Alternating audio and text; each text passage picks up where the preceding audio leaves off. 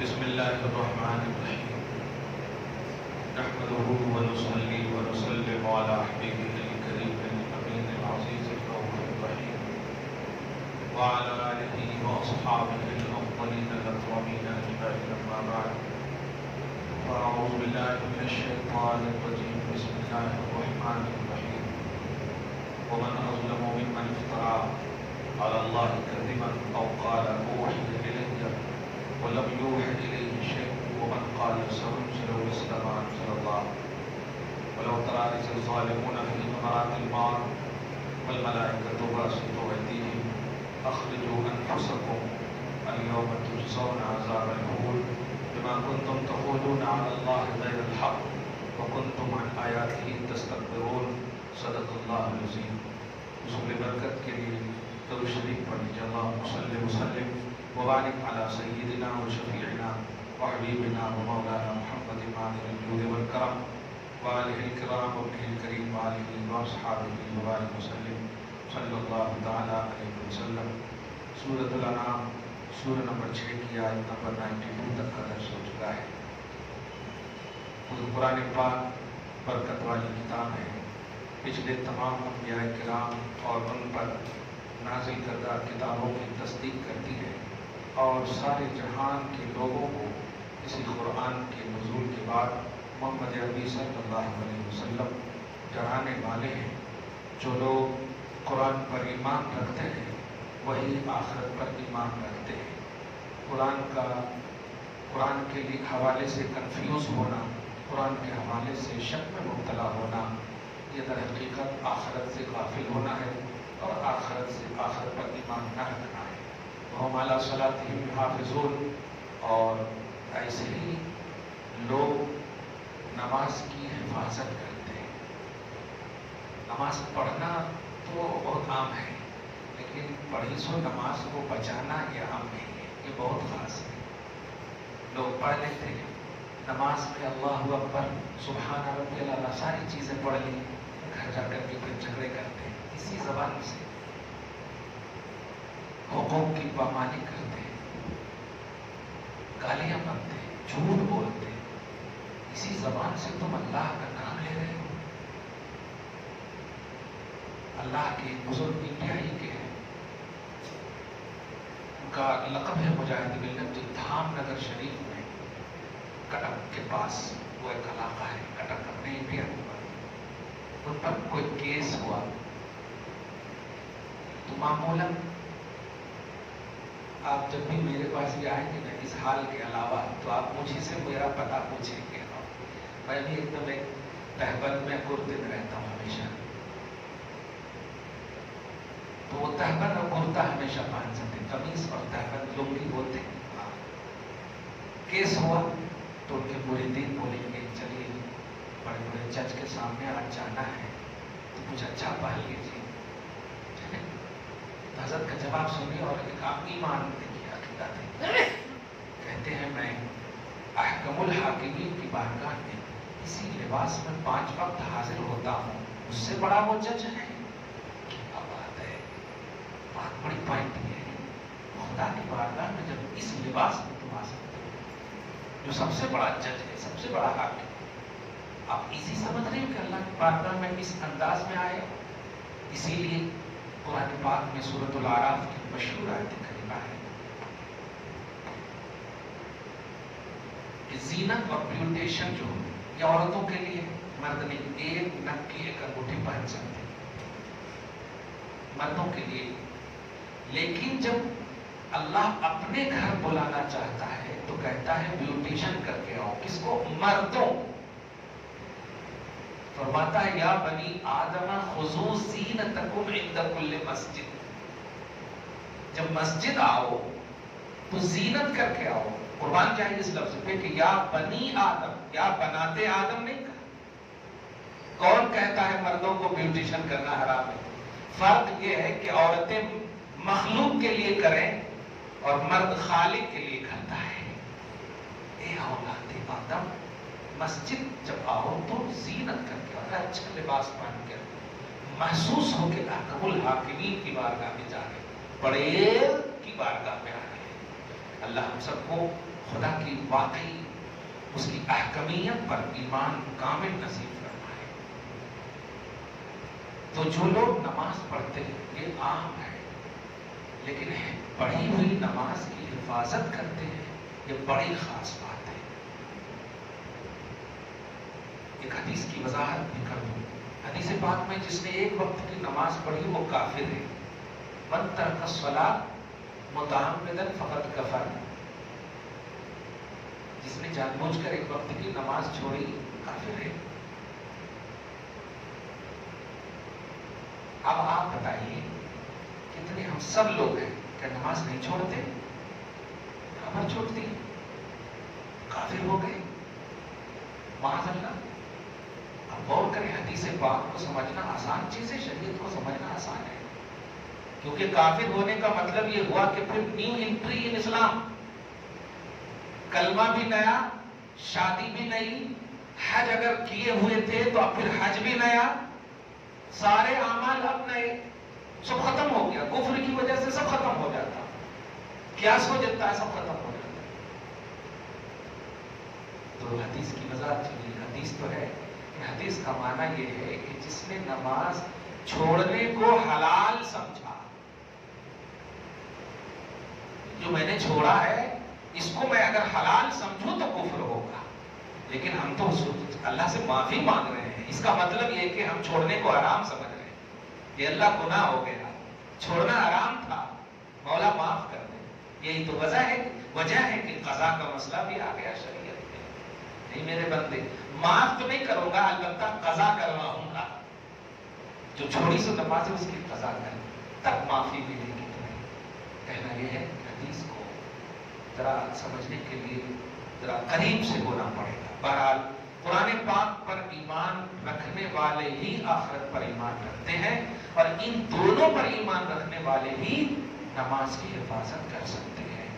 آخرت سے غافل کبھی بھی نماز کی حفاظت نہیں کر سکتے۔ وہ پڑھے سو کرے سو مالی بدنی ہر عبادت کو وہ برباد کر دیں گے اگر آخرت ان کی صحیح نہیں ہے تو۔ اور آخرت پر آپ جملے پہ غور کر رہے ہیں، آخرت کا تصور کیا ہے؟ موت کے بعد کا سارا معاملہ، موت کے بعد جیسے ہی آخری سانس دم لیا اس کے بعد ہی وہ آخرت ہے۔ جو سب سے پہلا مرحلہ ہے قبر، سب سے پہلا مرحلہ ہے قبر۔ آج تو بڑے افسوس کی بات ہے، میں کھل کر کہہ دوں، آپ بتائیے ایک طرف بیٹا ہو ایک طرف باپ ہو، تیسرے کو آپشن دیا جائے کہ ریسپیکٹڈ کی تعظیم کرو، تو تیسرا کیا کرے گا؟ بہرحال باپ کی تعظیم کرے گا، جانتا ہے بیٹے کے مقابلے میں باپ کی زیادہ اہمیت ہے نہیں، بڑوں کا ادب کرنا زیادہ، اس کے بعد کسی کو کرے گا ہے۔ میں پوچھنا بہت اہم بات ہے، خدا کرے آپ کے دل میں یہ بات ڈر جائے اور امت میں یہ بات عام ہو جائے۔ 3 دن 4 دن تک ہمارے بچے گلف میں رہتے ہیں، کسی کا انتقال ہو جائے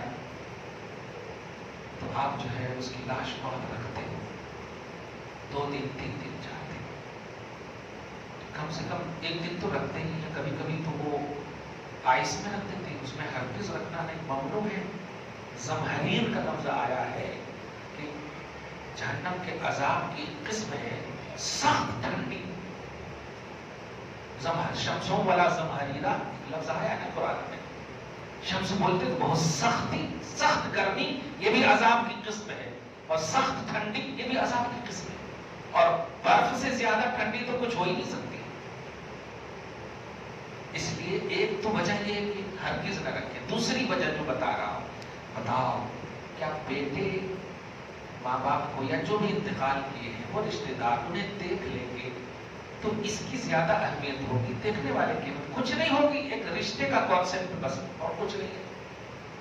لیکن سوچئے دیر کر کے آپ کن سے ملاقات سے تاخیر کر رہے ہیں؟ وہ جو سب سے اعلیٰ اور افضل محمد عربی صلی اللہ علیہ وسلم قبر میں آنے والے ہیں۔ کیا نبی سے بھی زیادہ افضل ہے میرا بیٹا، میرے خاندان کا پوترا اس سے بھی زیادہ افضل ہے؟ نہیں، جتنی جلدی ہو سکے کفن دفن کر کے فوراً قبر میں ڈالو۔ وجہ اس لیے کہ اب آپ کچھ نہیں کر سکتے، اگر آپ آپ کچھ کرنا چاہتے ہو تو جلدی ڈالو تاکہ نبی کی تشریف آوری سے قبر منور ہو جائے. قبر منور ہو جائے. صحیح ہے کہ نہیں؟ کیونکہ آپ کچھ نہیں کر سکتے. 8 گھنٹہ جتنے بھی آپ رکھیں وہ آ کے دیکھ لیں گے, آنسو بہا دیں گے, کچھ نہیں. لیکن آپ نے تاخیر کر کے جو آپ نے ان کے ساتھ کیا ہے وہ بہت غلط کیا ہے. نہ کیجیے. اگر پاسبلٹی ہو تو فوراً جیسے ہو سکے دفنانے کی. اسی لیے تعجیل کا حکم ہے. حدیث پاک میں بخاری کے الفاظ ہیں کہ نیک جنازے کی پہچان ہے قدمونی قدمونی. بخاری کا لفظ ہے مجھے جلدی ڈالو, جلدی ڈالو, ہو گیا تمہارے ساتھ رہنا, جلدی ڈالو, جلدی ڈالو. وَإِن كَانَ غَيْرَ صَالِحَةٍ, اور اگر جنازہ صالح نہیں ہوتا یعنی بننے والا نیک نہیں ہوتا تو کہتا رکو یار, تھوڑی دیر رکو, تھوڑی دیر رکو. دیکھا تاخیر یہ غیر صالح جنازے کی علامت ہے. ایسا نہ کیجیے. خدا کے بدگمانیاں ہوتی ہیں. اللہ پاک ہمیں یہ سمجھ نصیب فرمائے. یہاں ہم نے ایسی چیزیں دیکھی تھی. آخرت کا تصور یہ امپورٹنٹ تصور ہے. آپ کی دنیا کو بھی سنوار دے گا. آج سوشل میڈیا پر ہماری بہنوں اور بیٹیوں کے حوالے سے بلا وجہ کا پروپیگنڈا ہے. کلیئر کہہ رہا ہوں, یہ پروپیگنڈا 2024 تک زیادہ چلے گا, اس کے بعد نہیں چلے گا. یہ سب ٹرینڈ ہے, یہودی لابی ہے اور کچھ نہیں. یہ بتائیے گناہ حضور کے زمانے میں نہیں تھا؟ ارے گناہش تھا. اگر غور کریں تو گناہ ہی تھا. تب نے حضور تشریف لائے سارے گناہ کو ختم کرنے واسطے. مگر اسی زمانے کی بیٹی کا لقب ہے فاطمہ, جو جنت کی سردار ہے. یہ انڈیا کی بیٹی نہیں ہے, وہی عرب کی وہ بیٹی ہے جو گناہوں کی دنیا میں اگر جنم لیتی ہے تو صالحیت اب ان پر ناز کرتی ہے, نیکوکاری ان پر ناز کرتی ہے. صحیح ہے کہ نہیں؟ تو گناہ کب نہیں ہوتا تھا. گناہ کی وجہ سے ہم اپنی بیٹیوں پر بدگمانی کریں گے, ظلم و زیادتی کریں گے. نہیں, ہماری بیٹی پر ہم بھروسہ کریں گے, ان کی تربیت کریں گے, ان پر نگرانی کریں گے. یہ امپورٹنٹ چیز ہے.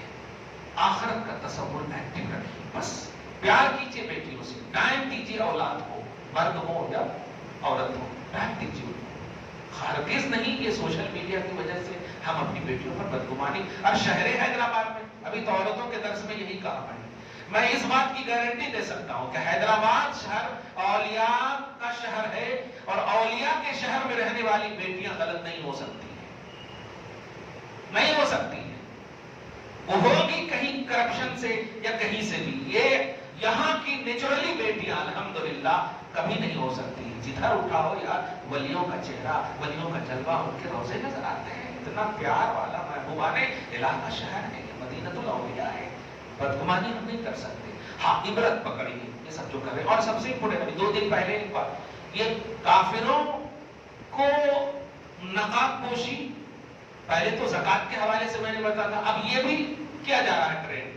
کافر لڑکیاں نقاب پہنی ہوئی ہے اور کافر کے ساتھ جا رہی ہیں. اب مسلمان جو ہے 2-3 بہت سارے ایسے کیسے دیکھے ہوں گے, نقاب اتارو, دیکھا تو ہاں پورا مان پڑے, کیوں ایسا کر رہے ہیں, کچھ بھی نہیں بولے. یہ سب بھی ہو رہا ہے. بہرحال ہر ایک جب اپنی بہن اور بیٹی کی نگرانی کریں گے نا تو انشاءاللہ ہر کی نگرانی ہو جائے گی. ہم دوسروں کو دیکھ لیتے بیٹھیں گے تو پھر نہیں ہوگا. اگر ہمارے یہاں بیٹے اور بیٹیاں ہیں نگرانی کریں. ایک بات سمر کے حوالے سے بھی دھیان رکھیں کہ یہ سمر کو چھٹی کا نام مت دیجیے. یہ اللہ کی طرف سے گفٹڈ موقع ہے. آپ کالج اور اسکول میں جب تک تھے تو آپ کو موقع نہیں تھے کہ ماں کا پاؤں دبا سکو, صحیح ہے, باپ کا سر دبا سکو, صحیح ہے.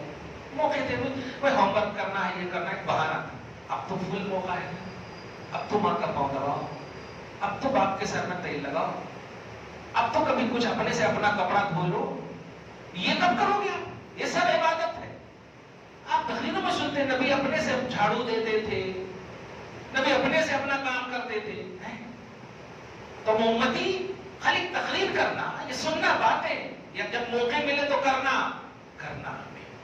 تو یہ سمر آپ کو گفٹ ہے اللہ کی طرف سے. سمجھیں کہ یہ 12 مہینے میں 14 مہینے تک اپنا بیزی کا لیول رکھنے والے, چلو اب تو کرو ماں کی خدمت, اب تو کرو بہن کی خدمت, اب تو کام کرو گھر کا, کچھ تو کرو کام. یہ ہے. اللہ پاک آپ کو ہم سب کو صحیح سمجھ دے. ٹائم بڑی قیمتی ہے. آپ کو 400 سال 1000 سال کی عمر نہیں دی گئی ہے. آپ آپ کو 70 سال سے 90 سال کی عمر دی گئی ہے بس، لیکن آپ کی عمر کا ایک ایک لمحہ 1000 سال والی عمر پر بھاری ہے، 400 سال والی عمر پر بھاری ہے۔ اس کا مطلب بہت قیمتی ہوا نا۔ تو پھر ہم امت محمدیہ کیسے بول سکتے ٹائم پاس نہیں ہو رہا، چھٹیوں میں ہم جائیں گے پکنکاں منانے، نہیں بول سکتے۔ ہر وقت اس کا قیمتی، ہر لمحہ اس کا، اور چھٹی کا وقت تو زیادہ ہی قیمتی۔ یہ بتائیے آپ درود شریف کثرت سے کب پڑھیں گے؟ نبی نے جب فرمایا ہے، قرآن نے کہا ہے صلو علیہ وسلم تسلیما، خوب خوب درود و سلام پڑھو، یہ کب کریں گے؟ وہ تو چھٹی کا موقع تھا، وہ پڑھائی کا موقع تھا، آپ کو بہانا تھا، اب کب پڑھیں گے؟ یہ موقع درود کی کثرت، نوافل کی کثرت، نیکیوں کی کثرت کے یہ موقع ہے، اس کو فراموش نہ کیجیے۔ وہم علی صلاتہم یحافظون، جو نمازوں پر پابندی وہی کریں گے جو آخرت پر یقین رکھیں گے۔ اب آگے کی جو آیت ہے وہ بہت اہم آیت اور لمبی آیت جو میں نے تلاوت کیا، نمبر 93۔ ایک صحابی ہے حضرت عبداللہ ابن ابی سرح نام میں جو بہرحال ایک صحابی رسول ہے رضی اللہ تعالیٰ۔ چونکہ یہ صحابی کا جو معاملہ ہے یہ ایک دم کنورشن کا معاملہ ہے، 3 اسٹیپ ہے اس کا۔ پہلے صحابی، پھر جو ہے ذرا سی مرتد ہو گئے، پھر آ گئے تھے اسلام میں، یہ ہے۔ اب ذرا دھیان دیجیے گا، وجہ دیکھیے گا اور اپنا جائزہ لیجیے گا کہ اللہ تعالیٰ آپ کو جب موقع دے تو آپ اللہ کے موقع کو غنیمت سمجھتے ہوئے پھر غلطی نہ کریں تو آپ صحیح انسان ہیں۔ نبی صلی اللہ علیہ وسلم پر جب وحی اترتی تھی تو یہ صحابی کاتب تھے، حضرت عبداللہ ابن سرح، یہ خاص کاتب وحی تھے۔ نبی پر اترتی تو کہتے تھے لکھو لکھو، اور ظاہر ہے خدا کا کلام لکھنے والے ڈائریکٹ جو ہے، ہم لوگ تو 1400 سال کے بعد کلام پڑھ رہے ہیں، وہاں اترا نبی ہے اور وہ ہے بس۔ تو کیسا نورانیت کلام الہی ڈائریکٹ مل رہی ہوگی کہ نہیں؟ خدا کے کلام کا نور جو ان کی عظمت ہے ان کو حاصل ہو رہی ہوگی۔ تو اسی کلام الہی کی نورانیت نے ان کے سینے کو ایک دم کشادہ کر دیا، منور کر دیا۔ صحیح بات ہے۔ آپ فرسٹ راؤنڈ میں آپ لگائیے تو آپ کی خوشبو 10 منٹ کے بعد جو خوشبو لیں گے وہ کم ہوگی تھوڑی، صحیح ہے؟ یہ تو خوشبو کلام الہی سے ایک دم مسرور، رطب تھے، ایک دم تر تھے، یہاں تک کہ کبھی کبھی ایسا ہوا کہ لکھنے سے پہلے ہی کبھی کبھی ان کے منہ سے بھی وہ الفاظ نکل جاتے جو ان کے مطابق ہوتا ہے۔ اب میں اگر لکھنے کہہ رہا ہوں نا، اب یہ لکھنے کہہ رہا ہوں، ان کے آگے کا بھی آپ نے لکھ دیا، تو آپ اللہ پر بھروسہ کیجیے، اللہ تیرا احسان ہے، اتنا کرم کرتا ہے تو، تیرے کلام کی اتنی برکت ہے کہ مطلب لکھنے کی طاقت، توانائی، کنٹینیوٹی سب عطا کر رہا ہے۔ یہ پوائنٹ ہے، یہ ہونا چاہیے، لیکن نہیں ہوا کیا؟ ارے اب تو محمد جو ہے ان کے اوپر وحی آنے میں تاخیر ہوتی، میں تو ان سے پہلے لکھ لیتا ہوں، تو اب تو میرے اوپر بھی اللہ وحی کر رہا۔ یہ جس کو آپ تکبر کے ایک قسم کہیں، سمجھ رہے نا؟ تکبر کے ایک قسم کہیں کہ اب تو میں بھی لکھ سکتا ہوں، میں بھی بول سکتا ہوں۔ یہ تکبر کے ایک قسم، جو چونکہ بڑے ادب سے بول رہا ہوں، پھر صحابی ہو چکے ہیں اس لیے ذرا بیچ میں بھی رہ کے بول رہا ہوں۔ اللہ اگر الفاظ کی کوئی کمی ہو تو معاف فرمائے، کیونکہ ہمارا انٹینشن بہرحال غلط نہیں ہے۔ یہ اللہ نے جب اتارا ہے آیت کریمہ تو ایکسپلین کرنا ہے۔ جب یہ ان کے پاس اس طرح کی بات ہونے لگی تو ان کو یہ آ گیا کہ اب تو میرے اوپر بھی وحی آنے لگی ہے، اب میں بھی ہو گیا محمد کی مجھے ضرورت نہیں ہے۔ یہ اپنی قوم میں جا کر ایسے بولنے لگے میں بھی نازل کر سکتا ہوں۔ یعنی 2 طرح سے غلطی، ایک تو نبی کو چھوڑا اور ایک اللہ ہونے کا بھی دعویٰ کہ وہ تو اب میرے اوپر بھی آ رہی ہے، یہ تو میں بھی لکھ سکتا ہوں اپنی طرف سے اس طرح۔ اللہ میرے آقا صلی اللہ علیہ وسلم نے بس سنا تو مسکرائے اور کچھ نہیں کہا۔ غور کریں ایک ایک ادا میں کیا کیا چھپی ہوئی ہوتی، کیونکہ وہ جان رہے ہیں کہ یہ تو آنے والا ہے ہی، لیکن اس درمیان کی باتوں سے امت میں جو میسج جائے گا کہ تکبر نہ کرنا، غرور نہ کرنا، گھمنڈ نہ کرنا، ورنہ بہت پچھتاؤ گے، بہت پچھتاؤ گے۔ اب دیکھیے آیت کریمہ سنیے، اللہ پاک کیا کہہ رہا ہے، وَمَنْ أَظْلَمُ مِمَّنِ افْتَرَىٰ عَلَى اللَّهِ كَذِبًا، اس سے بڑھ کر ظالم کون جو اللہ پر جھوٹ باندھے۔ میں نے محمد کا انتخاب کیا ہے، تو کون ہو رہا ہے بولنے والا کہ میں نازل کر رہا ہوں یا میرے اوپر نازل ہو رہا؟ خدا کا کلام نبی اور رسول کے علاوہ کسی پر نازل نہیں ہوتا، کرم نازل ہوتا، فضل نازل ہوتا، لیکن کلام الہی یہ کس پر نازل ہوتا؟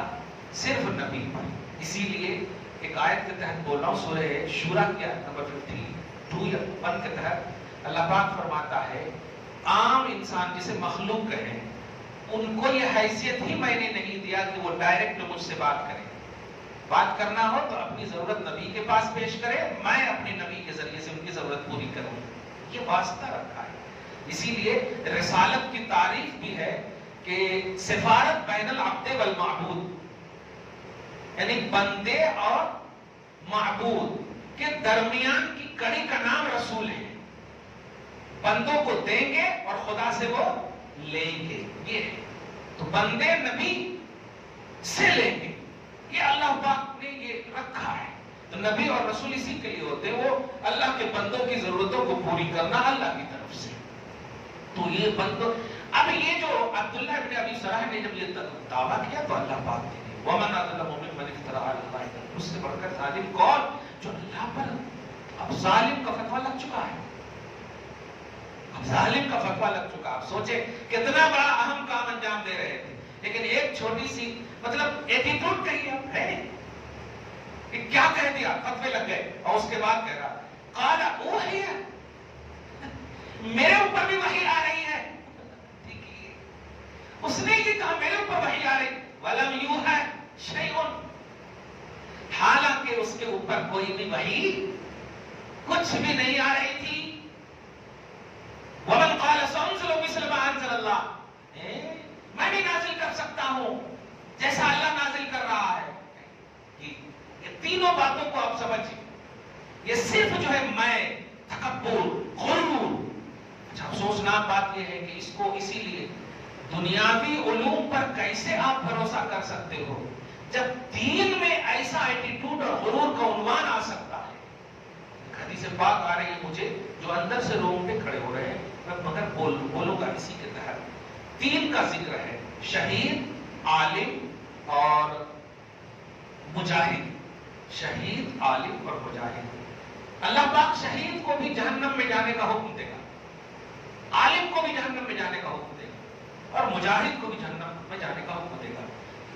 فرشتے جو لے جانے والے ہیں وہ سوال کریں گے یہ تو شہید ہے، کہا انہیں سے پوچھو، بلاؤ تم کو اگر یہ نہیں، ہاں کیا تم جب شہادت کے لیے جا رہے تھے تو کیا نہیں سوچے تھے کہ مجھے لوگ شہید کہیں؟ ہاں سوچا تھا۔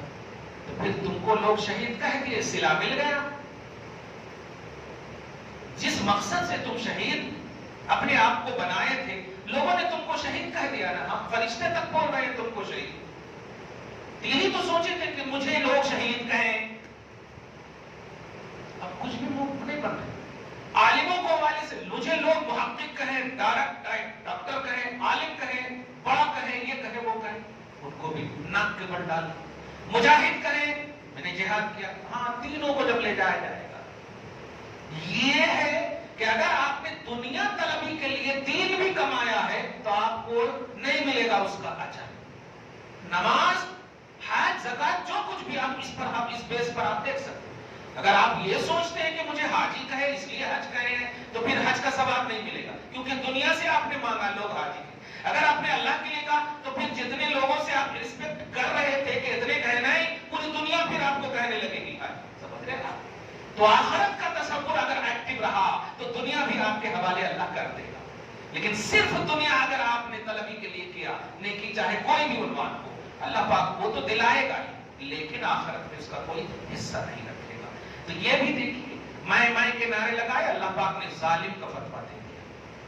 اور آگے دیکھیے فرماتا وَلَوْ تَرَىٰ إِذِ الظَّالِمُونَ فِي غَمَرَاتِ الْمَوْتِ، اللہ آپ کو ہم سب کو محفوظ فرمائے۔ جملے اتنے مطلب یہ ہے ہیبت ناک۔ اگر تم دیکھ لو ظالموں کو موت کی کتنی سختیاں ہیں، غمرات بولتے سکرات ہوتا ہے، تو موت کی جو سختیاں میں ان کو دوں گا وہ بیان سے باہر ہے۔ ایک تو یہ نزا کی صورت، جب میں فرشتے کو بھیجوں گا تو فرشتے فوراً نہیں نکالیں گے۔ سوچئے وَالْمَلَائِكَةُ بَاسِطُو أَيْدِيهِمْ، ملائکہ جو ہے تیار اپنے ہاتھوں آنکھوں کو کھولے ہوئے ظالم ہے تو بتا، اللہ نے تو مجھے پورا پاور دیا ہے کہ جتنی تکلیف ہو سکے، تکلیف کی جتنی قسمیں ہو ان کی روح نکالنے میں کر دوں۔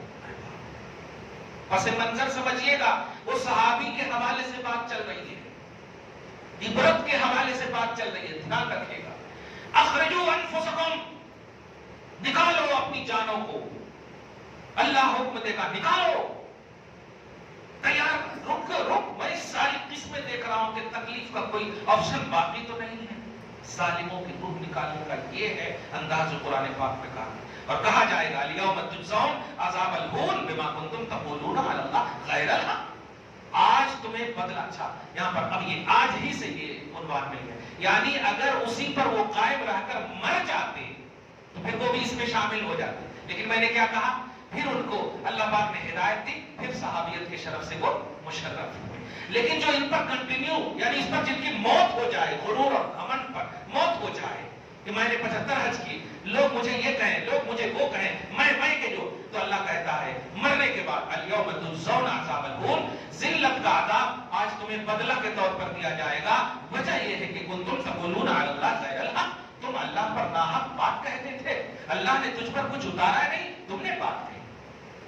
اللہ نے کہا کہ تم کبر نہ کرنا، غرور نہ کرنا، بلکہ فاتحہ والی ایک سورت جو پڑھتے ہیں آپ، لا یستوی اصحاب النار و اصحاب الجنہ، اس میں ایک آیت مجھے ایک لفظ یاد آ رہا، المتکبر، اللہ کی شان بیان کی گئی، واللہ الخالق البارئ المصور له الاسماء الحسنى سے پہلے القدوس السلام المؤمن المہیمن العزیز الجبار المتکبر، یہ کس کی شان بیان ہو رہی؟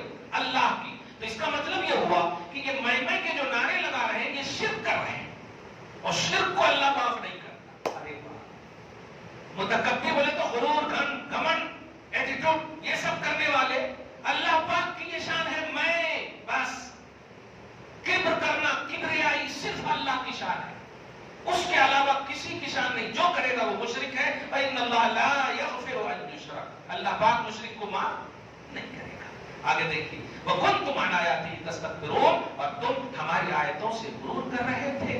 یہ تو میرا احسان ہے، نبی کا احسان ہے کہ انہوں نے تمہیں دربار سے نہیں بھگایا، ان کی مسکراہٹ نے تمہیں یوٹا بھی کرنے کا ایک موقع عطا کیا۔ یہ بھی آیت نمبر 93، ایک آیت اور سنی، وَلَقَدْ جِئْتُمُونَا فُرَادًا، سنو تم ہمارے پاس تنہا گئے تھے، ہمارے پاس سے تنہا ہی آئے ہو نا، کیا بات ہے، لَقَدْ جِئْتُمُونَا فُرَادًا، تم ہمارے پاس تنہا آئے ہو، كَمَا خَلَقْنَاكُمْ أَوَّلَ مَرَّةٍ، جیسا کہ ہم نے تمہیں تنہا پیدا کیا تھا، وَتَرَكْتُمْ مَا خَوَّلْنَاكُمْ وَرَاءَ ظُهُورِكُمْ، اور جو بھی میں نے تمہیں عطا کیا تھا، 5 اپارٹمنٹ عطا کیا تھا، 10 کروڑ روپے عطا کیے تھے، ساری چیزیں ختم، وہیں کی وہیں، وَتَرَكْتُمْ، تم نے سب چھوڑ دیا، چھوڑا کہ نہیں، وَتَرَكْتُمْ مَا خَوَّلْنَاكُمْ، تم کو جو ہم نے عطا کیا تھا سب تم نے چھوڑ دیا، اور سنو یہ تو تمہاری کمائی کا مسئلہ ہے جو میں نے عطا کیا تھا، اور ایک ساتھ ساتھ تم نے جو اس عطا پر بھروسہ کیا تھا، کبھی نیمبو کاٹنا، کبھی پنڈت، ارے میں تو افسوس کر رہا ہوں، ایک شخص آیا، حضرت پنڈت بولے ہیں یہاں پر خزانہ ہے، کہتے میرے پاس آئے ہمارے چاہنے والوں میں سے، آپ کی کیا رائے ہے؟ میں نے کہا سب سے پہلے تو آپ ایمان لاؤ، نبی فرماتے ہیں من اتی عرافا او کاہنا، یا مراد وہی ہے غیر کے پاس جانے والے جو بھی ہیں فہو کافر، کیونکہ تم نے اللہ پر بھروسہ نہیں کیا۔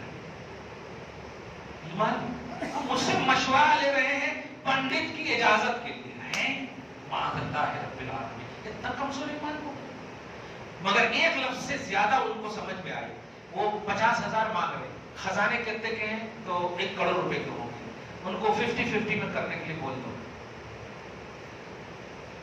آپ سمجھے جو بولا، 50,000 نہ کو دو، بولو جتنا آپ نکالیں گے نا اس کا آدھا آپ لے لینا اور آدھا میرے کو دے دینا، دیکھو وہ بھاگتا ہے کہ نہیں، بول کے جاؤ، تو ایسے جا کے بولا تو کہا نہیں 50,000 دینا پڑتا، تو میں نے کہا دیکھیے جب ایسا بولے تو پھر مار کے بتانا اسے، ارے 50% بولے تو 50 لاکھ روپے، 1 کروڑ اگر ہے تو 50,000 کی کیا حیثیت ہے؟ تو اس طرح کی جو کمزوری اعتقاد ہے ان سے آپ کو ہم سب کو بچنا ہے۔ خزانے ہیں، پورے خزانے ہیں اللہ پاک کے، آپ کو کیا ضرورت ہے؟ آپ کو جتنا دینا ہے وہ اللہ دے گا، کیسے دے گا وہ جانتا، پیدا اس نے کیا ہے، صحیح ہے کہ نہیں؟ وہ خالق ہے، وہ رزاق ہے، کتنا کب کہاں کیسے کیوں وہ دے گا. آپ کو محنت کرنے کا سوچئے نا. نماز جمعہ کی آپ پڑھنے کے لیے آئے، ہاں پڑھ کر کے آپ کو گھر جانا چاہیے نا. اللہ کی بات آپ مان لیں تو اللہ تعالیٰ آپ کا کھانا اتارتا، یہ ہونا چاہیے. لیکن نہیں، فرمانا فیضا قضیت الصلاۃ فانتشروا فی الارض. نماز پڑھ لیے، ہاں چل باہر جا جاب کرنے، جا رزق تلاشنے. آپ اعتراض بھی نہیں کرتے. اے اللہ نماز پڑھ لیا، تیری بات مانا، اب بغیر محنت کے دے دینا. لیکن نہیں، وہ محنت کروا رہا. نماز کے بعد بھی کہہ رہا جاؤ اللہ کا رزق تلاشو، محنت کرو یعنی جاب کرو، جو بھی ہے. اب بیٹھے بیٹھے اللہ تعالیٰ آپ کو نہیں دے رہا تو آپ پنڈت کے ذریعے سے آپ لینے کی کوشش کر رہے ہیں. کیسی حرکت ہے. اللہ جو خالق ہے، مالک ہے، رزاق ہے ہر چیز کا. بہرحال اللہ پاک فرما رہا کہ جیسا تم میرے پاس ابھی آئے ہو نا، یاد کرو ایسے ہی پیدا کیا تھا میں نے تم کو. کیا بھی نہیں تھا ہاتھ میں، کچھ نہیں تھا. اور جو میں نے دیا ہے نا وہ سب جو کھائے وہ ختم، جو رکھا سو ہے چھوڑ کے آئے. لیکن ایک امپورٹنٹ بات، ما نرى معكم شفعاءكم الذين زعمتم انهم فيكم شركاء. میں ان لوگوں کو نہیں دیکھ رہا ہوں جن کو تم اپنا سفارشی سمجھتے تھے. ارے تمہارے واسطے جو ہے تمہاری وجہ سے آج ہے اتنے بیٹے ملے، وہ ملے، ایسا ملے ویسا ملے. جو ہے اللہ کی دشمنوں کو جو سفارش بنائے تھے. یہ دیکھیے گا انبیاء اولیاء مراد نہیں ہے، یہ دھیان میں رکھیے. من دون اللہ، میرے علاوہ جو تم اپنا سفارشی سمجھتے تھے کہ وہ تمہارے کو ہر جگہ تمہاری مدد کریں گے، میں ہوں نا بولتے تھے، تم ایسا کرو ویسا کرو، میں ہوں نا، وہ جو کرتے تھے آج کہاں ہیں؟ آج کہاں ہیں؟ بلاؤ ان سفارشیوں کو. فرماتا اللہ لقد تقطع بینکم، آج ڈور کٹ گئی تمہاری. آج کوشش بھی کرو گے بلانے کی تو میں نے بس آپ کو کہا تھا، ایمان لانے تھوڑی کہا تھا. شیطان خود بول لے گا میں نے تو ایمان لانے نہیں کہا تھا، میں نے تو بتایا تھا. کتنا کمزور تھا ایمان اللہ پر. تو آج ڈور کٹ گئی. بدل عنکم ما کنتم تزعمون، اور تم سے وہ ساری چیزیں گم ہو گئی جس کا تم گمان رکھتے تھے کہ دنیا میں ان کے واسطے اتنا ملا اتنا ملا اتنا ملا. تم اتنا تو سمجھ لیتے کہ یہ جو جس کو سوچ رہے ہو وہ مخلوق ہے، اس کے اوپر بھی ہے اور وہ ہے خالق. تو یہاں پر دی اینڈ کر دیا تم نے کہ انہی کے واسطے ملا. تو پھر آج میرے پاس جو اکیلے آئے ہو ذرا ان کو بلا لو، وہ خود تمہارا انکار کریں. یکفرون بشرککم، وہ خود تمہارا انکار کریں گے. نہیں نہیں نہیں نہیں، میں نے عبادت کرنے نہیں کہا تھا. ارے میں تو خود نیمو کاٹ کر کے اپنا گھر چلا رہا تھا. میں تو خود ہی اپنی فیملی چلا رہا تھا. میں کہاں اللہ ہو سکتا معاذ. صحیح ہے. تو وہ خود انکار کر بیٹھیں گے. دعا ہے اللہ تعالیٰ آپ کو ہم سب کو حسن اعتقاد اور حسن عمل کی زندگی دائمی نصیب فرمائے. شرک سے، بدعات سے، ہر طرح کے اللہ اور اس کے رسول کی ناراضگی والے اعمال سے، خصوصاً تکبر جیسی قبیح عادت سے ہم سب کی حفاظت فرمائے. ہماری نسلوں کی بخشش فرمائے، ہماری نسلوں کی حفاظت فرمائے. بڑوں کا، بزرگوں کا ادب کرنے والا، چھوٹوں کا شفیق بنائے. ہماری نیکیوں کو قبول فرمائے.